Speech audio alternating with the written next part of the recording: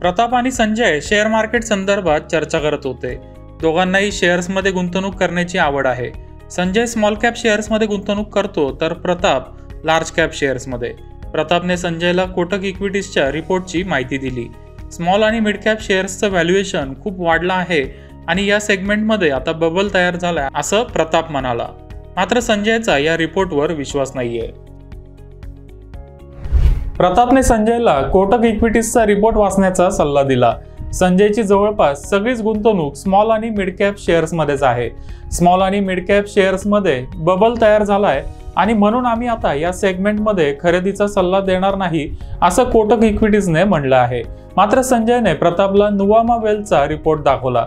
सध्या तरी स्मॉल आणि मिड कॅप शेअर्समध्ये बबल सारखी परिस्थिती नाहीये असं या रिपोर्टमध्ये म्हटलंय.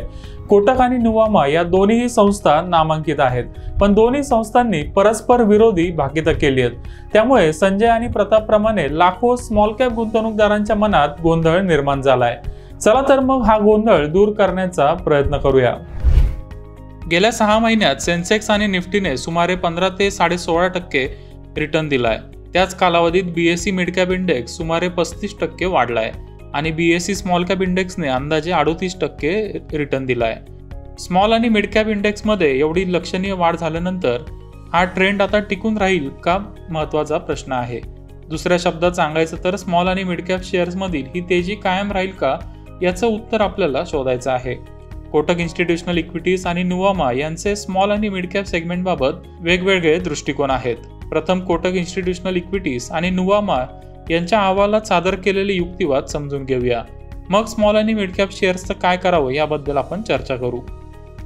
कोटक इन्स्टिट्यूशनल इक्विटीजचा असा विश्वास आहे की स्मॉल आणि मिड कॅप शेअर्समध्ये झालेली वाढ प्रामुख्याने गुंतवणूकदारांच्या उत्साहाने किंवा तर्कहीन उत्साहामुळे झाली आहे. या कंपन्यांच्या फंडामेंटल्समध्ये कोणताही महत्त्वाचा बदल झाला नाहीये, तरी शेअर्सच्या किमतींमध्ये खूप मोठी वाढ झाली आहे. या तेजी मागे कंपन्यांच्या आर्थिक कामगिरीपेक्षा नवीन गुंतवणूकदारांनी केलेली जोरदार गुंतवणूक हे मुख्य कारण आहे.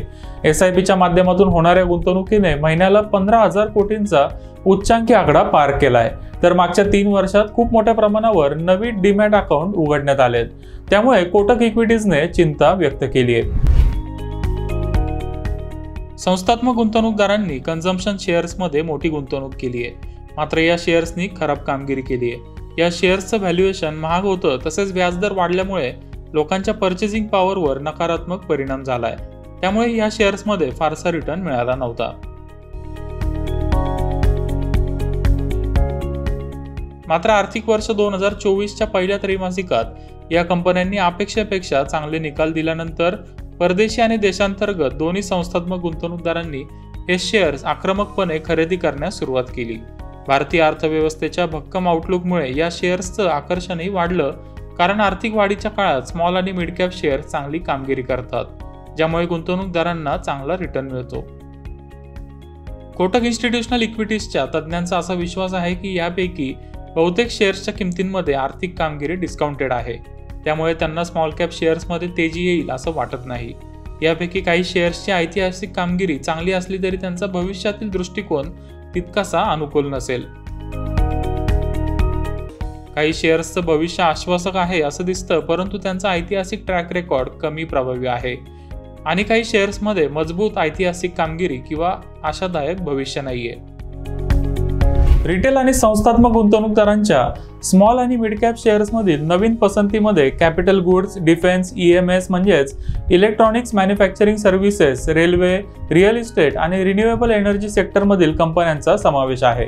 मात्र कोटकचा असा विश्वास आहे की गेल्या 3 ते 6 महिन्यात या शेअर्सनी खूप जास्त रिटर्न दिलाय.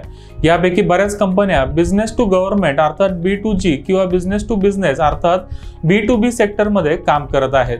हा महत्त्वाचा मुद्दा कोटक इक्विटीजने अधोरेखित केला आहे.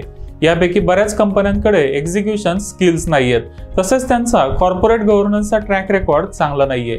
त्यामुळे या शेअर्सला आता जे व्हॅल्युएशन मिळतंय ते फार काळ टिकणार नाही. अभी तो इस लेवल पे तो मुझे लगता है कि एक बार निकल जाना चाहिए, at least partially if not fully, क्योंकि जो वैल्यूएशंस है काफी इंक्रीज हो चुके हैं, 24-25 टाइम्स है 1 year forward. End this is only one part of the story, क्योंकि हम लोग देख रहे हैं कि इट वाज बेसिकली डिमांड सप्लाई. और ये मिड कैप और स्मॉल कैप्स कौन ले रहे थे? बेसिकली इट वाज रिटेल और एचएनआईज ले रहे थे, क्योंकि they were buying not because of valuations, पर वो लोग ले रहे थे क्योंकि उनको कुछ टिप आया है और ये सब स्टॉक्स चल रहे थे। End because of this it has got into a virtuous cycle, जहाँ पे डिमांड था इसीलिए ये स्टॉक्स बढ़ रहे थे, और ये स्टॉक्स बढ़ गए थे और उसके लिए फिर से नया डिमांड आ गया था। एंड दिस वर्चुअस साइकिल वाज going on for the last करीब 3 to 4 months।